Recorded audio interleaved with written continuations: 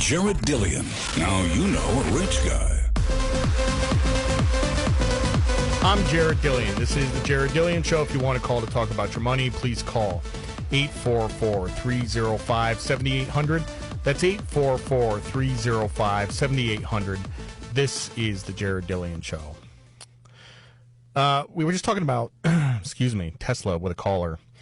You know, Tesla split their stock 5-for-1, so it was a $2,000 stock and it became a $400 stock. And Apple split their stock 4-for-1. So we've had some big stock splits lately. I want to talk about stock splits. Stock splits, you know, a lot of people don't understand this phenomenon. In fact, nobody does, and I don't understand why. I actually learned about this in business school, and you would think everybody else would learn about this in business school. Apparently not. So we're going to talk about stock splits. Anyway, right now, as of like last week, everyone was all happy about the stock splits. They're like, yes, we're getting more shares. And I'm like, you dummies. This is how stock splits works. So let's say you have 100 shares of a stock that is $100 a share. So you have $10,000 worth of the stock. Then you have a 2-for-1 split. So now you have 200 shares of a stock that is worth $50, 200 times $50. You still have $10,000 worth of the stock. There has been no change at all. It's the same. So all these people who are like, yay, we're getting more shares. There's a reason to be happy about stock splits, but that's not it. That's really, really dumb. So now, Apple and Tesla both went up a lot after they announced stock splits, especially Tesla, which went up about 40% after they announced the stock split. So why is that? And that's very common. Stock splits aren't very common these days. They used to be very common. Yahoo split its stock 6 times back in the late 90s. And there's stock splits are just not that common these days. But when they do happen, the stock usually goes up. And it's because of something called signaling. It's called signaling.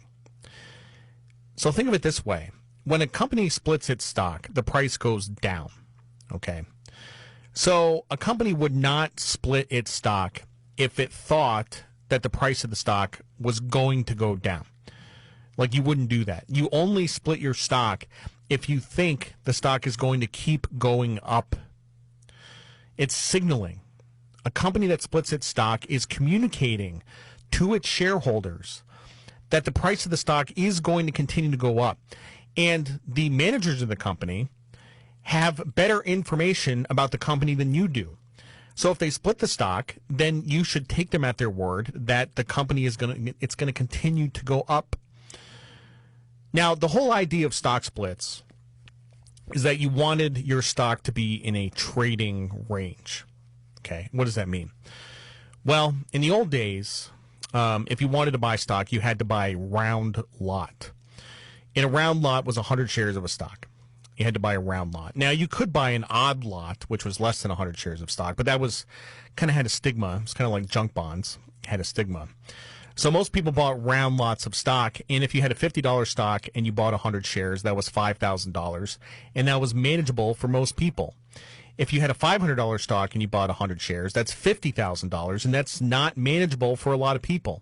So you wanted to keep your stock in a trading range, okay? There's a lot of evidence, real evidence, that when the price of a stock gets really high, then liquidity in the stock breaks down. A perfect example of this is Berkshire Hathaway. Berkshire Hathaway is over $300,000 a share. They've never split their stock. It's $300,000 a share. And they have 2 share classes. They have the A shares and the B shares. The B shares are 1/100th of the A shares. And the A shares trade like ass. They're really, really hard to trade. I've traded Berkshire Hathaway stock. It was like, I can't even describe it. It was really, really hard. There's no liquidity. Liquidity deteriorates in very high price stocks, and it's happening with Amazon. Amazon used to be a $3,300 stock. I don't know what it is right now. And Amazon, if you look at the spread between the bid and the offer, it was about $2 wide, which was, it's about 6 or 7 basis points. That's not a very liquid stock. Amazon should really split their stock. They should really split their stock and improve the liquidity, improve the trading of the stock. It is hard to trade high-priced stocks. Liquidity breaks down. So Amazon should do 100-for-1 split. That would be amazing. 100-for-1 split. So let's say Amazon is $3,300 and you have 100 shares. Split the stock to $33, and now you have 10,000 shares. They should do 100-for-1 split. There is, of course, one company that has never split its stock. We already mentioned it, and it's Berkshire Hathaway, $300,000 per share. By the way, in the New York Stock Exchange, this is before everything went electronic and they had the specialist system. The guy who was the specialist for Berkshire Hathaway stock had a very nice house. Let's put it that way. He was a very wealthy man. I don't know why companies have forgotten about stock splits. Splitting your stock is a surefire way to get it to go up. 60% of the time, it works every time, which is a quote from Anchorman, of course. Anchorman is one of the funniest movies of all time. Now, there is such a thing as a reverse split, okay? And this is the opposite of a split. It's a reverse split. And this is what happens when a stock price gets too low. Now, if you have a stock and it spends a lot of time below $1, then it gets kicked off the New York Stock Exchange. So what will happen is a company will do a reverse split to make sure that doesn't happen. It increases the price of the stock. So just say, for example, you have a company that has a stock price of $1, does a 1-for-30 reverse split. It now has a stock price of $30, but it has 1/30th as many shares. And this is also signaling. It's the opposite of signaling for stock splits. The company is signaling that they expect their stock to keep going down. And if you look at the performance of stocks after reverse splits, they go down. They go down. They go up on stock splits and they go down on reverse splits. Remember, it is all about signaling. A stock split means that the company thinks its stock price is going to keep going up. But a stock split in and of itself doesn't make you any money. You still have the same amount of stock.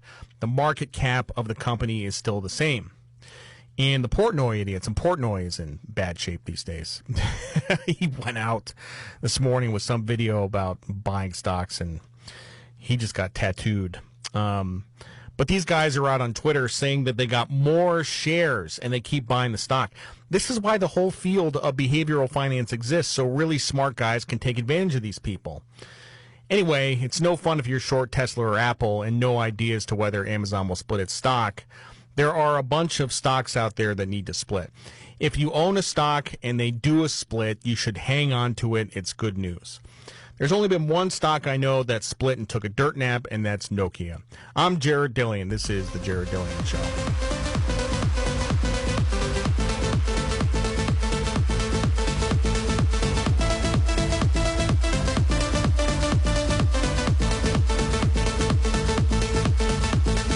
The Jared Dillian Show.